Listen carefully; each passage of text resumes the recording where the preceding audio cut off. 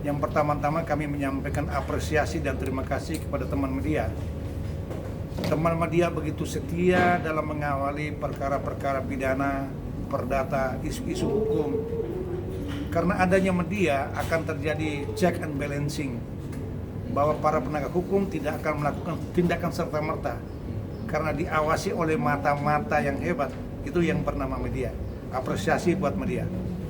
Nah, dalam hari ini kami dipanggil sebagai unmanning yang ketiga.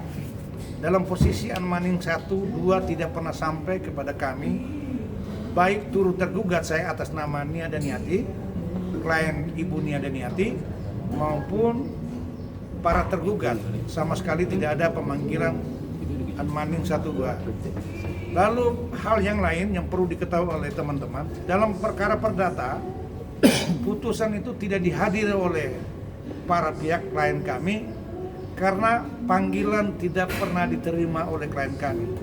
Sehingga secara hukum klien kami tidak mampu dan tidak memiliki hak untuk mempertahankan hak-hak hukumnya, setidak-tidaknya memberikan hak jawaban. Ini poin yang kedua. Poin yang ketiga, di dalam putusan perdata mencoba-coba menarik klien saya yang bernama Ibu Nia Daniati sebagai turut tergugat. Mencoba-coba ya. Sementara Ibu Nia Daniati, klien kami, tidak terlibat dalam perkara pidana yang telah berkekuatan hukum tetap. Memang secara struktur maupun sosial, si Ophelia adalah anak dari Nyonya Nia Daniati. Tetapi dia sudah besar, dia sudah punya suami, dan dia sudah punya anak. Dalam posisi hukum, dia tidak memiliki kewajiban menarik pihak lain untuk mempertanggungjawabkan hal yang bersifat perdata maupun pidana. Ini poin yang ketiga. Dan poin yang keempat, ada isu-isu di luar yang mencoba melakukan upaya penyitaan atau mengkait-kaitkan harta yang dimiliki oleh klien kami Ibu Nia Daniati.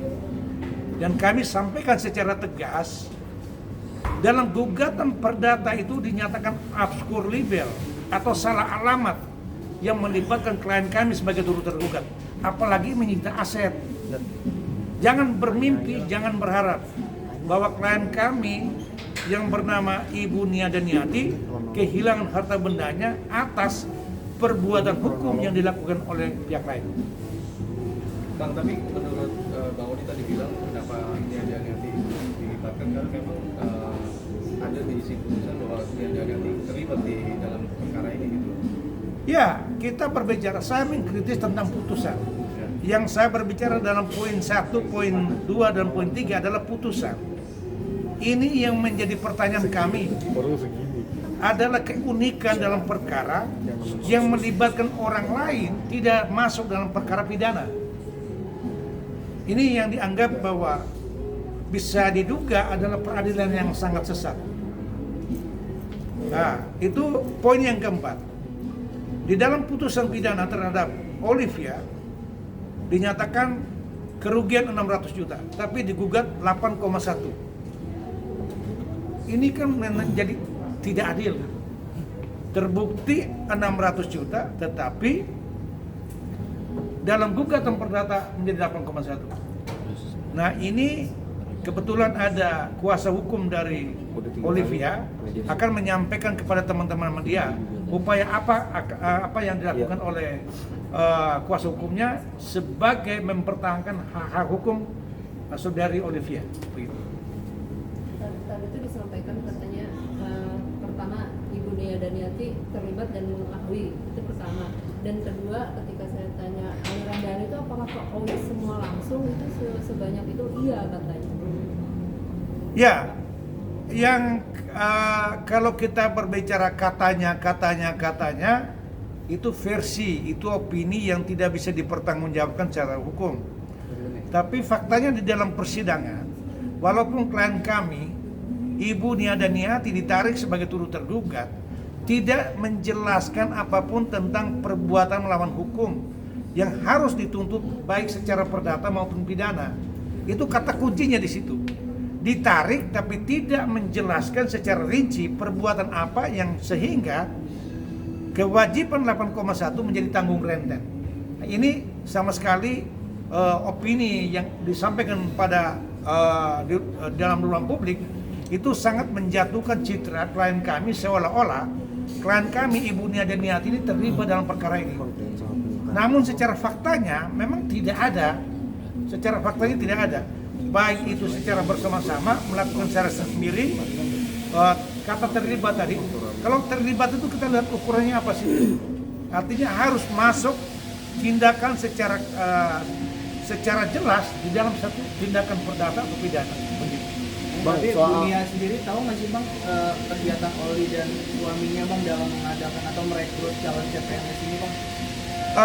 Berdasarkan pernyataan dari klien saya, Ibu Nia Daniati, tidak tahu sama sekali.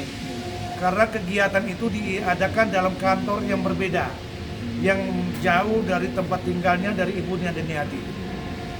Jadi tidak tahu sama sekali.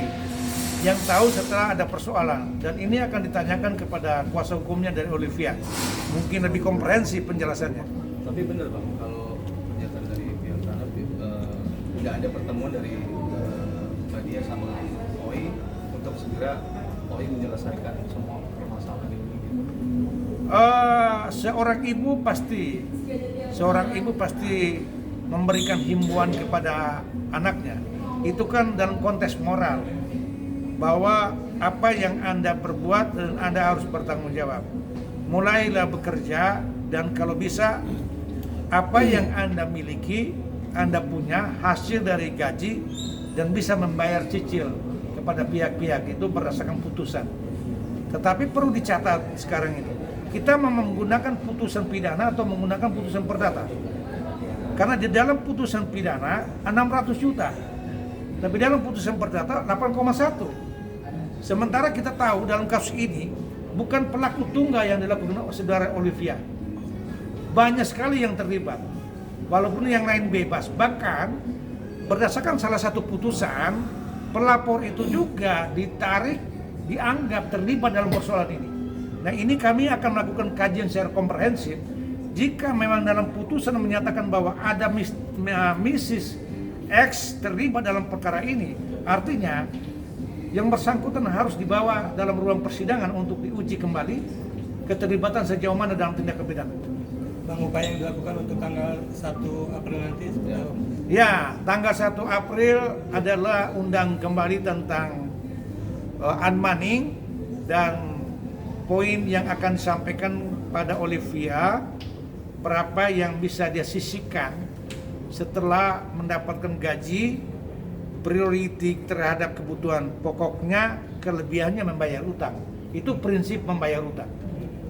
Karena menurut informasi yang diterima bahwa saudari Olivia tidak memiliki harta benda yang bisa dijual seketika lalu membayar utangnya.